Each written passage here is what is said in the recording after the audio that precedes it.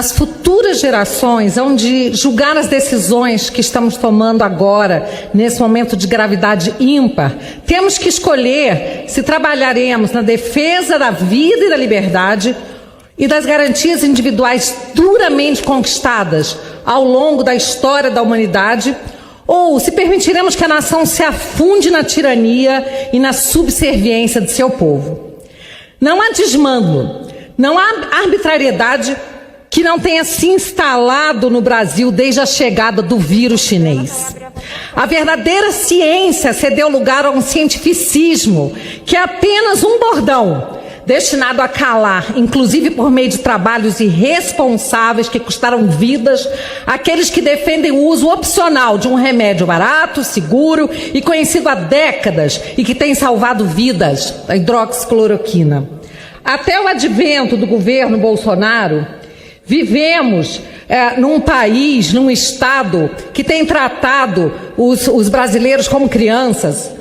É um estado que dá ao brasileiro apenas o direito de escolher como decretar e quando decretar a falência e como pagar impostos. É a única hora que o brasileiro tem sido livre. O brasileiro é agredido diariamente com uma verdadeira engenharia do pânico, que exposta agora pela confissão criminosa do condenado Lula da Silva, traduzido nas palavras, abro aspas, ainda bem que a natureza, contra a vontade da humanidade, criou esse monstro desse coronavírus, porque esse monstro está permitindo que cegos enxerguem que apenas o Estado é capaz de dar solução a determinadas crises, fecho aspas. Exploram com sensacionalismo o sofrimento das pessoas, baixam decretos irresponsáveis, inflam o número de óbitos, privam injustamente tantas famílias de dar um velório digno a seus falecidos. Ao mesmo tempo, temos a imprensa desonesta que compara os números absolutos do Brasil com os de países que têm 1/10 da sua população.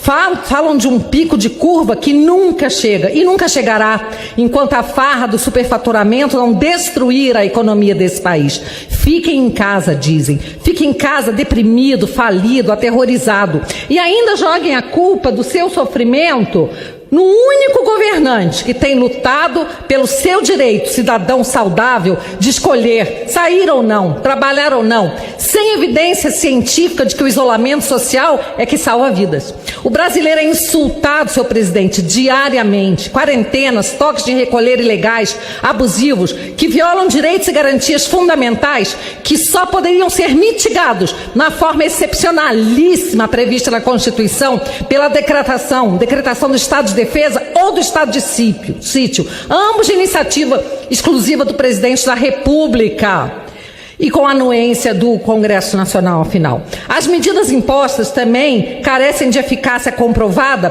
como se percebe do simples comparar das curvas de contágio de vários países. No Rio de Janeiro, por exemplo, o governador propôs um lockdown precisamente no momento em que o governador de Nova York anunciava que seu lockdown havia sido um fracasso completo. Nas praças, nas praias, homens e mulheres são algemados, presos, lançados a camburões por causa do vírus, enquanto bandidos são soltos por causa do vírus.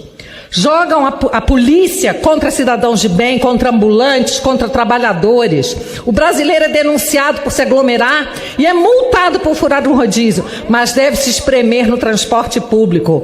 Por falar em abusos e absurdos supremos, a mais alta corte do Brasil deu poder praticamente soberano a governantes estaduais e municipais, arrepio da Constituição, mas contraria esse mesmo poder diante de decisões de prefeitos que querem reabrir suas cidades. Suspendem decisões privativas do Executivo por conta de imaginários delitos futuros.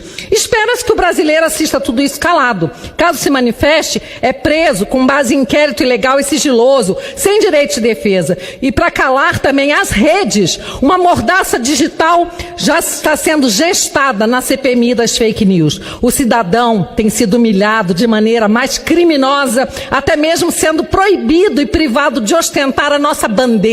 E aqui eu afirmo, a nossa bandeira jamais será vermelha. É esse o estado policialesco que chamamos de democracia?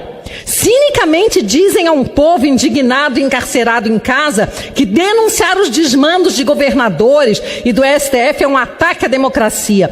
Tenho ouvido nessa casa mesmo discursos que defendem a supremacia do poder judiciário sobre os demais poderes, em afronta à independência e harmonia dos poderes, fundamento inafastável de qualquer república democrática. Nossa Constituição previu sim um poder moderador que alguns talvez por desconhecimento atribui ao STF, mas a correta interpretação do texto constitucional foi relembrada pelo maior constitucionalista vivo, Dr. Ives Gandra Martins, aspas, creio que essa invasão de competências é extremamente perigosa, porque a Constituição também declara no artigo 142 que se um dos poderes resolver desobedecer ou confrontar ou conflitar com outro poder sobre a discussão de como é que se aplica a lei, não é o Supremo a última instância. Pelo artigo 142, são as Forças Armadas que têm que repor a lei e a ordem.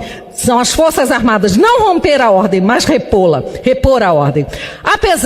Mais um minuto, por favor, presidente, para concluir. Apesar disso, inúmeras vozes têm tratado como criminosos os que não veem outra solução, no desespero, se não pedir ao chefe do Executivo o emprego do artigo 142, como se tal dispositivo não fizesse parte da Constituição.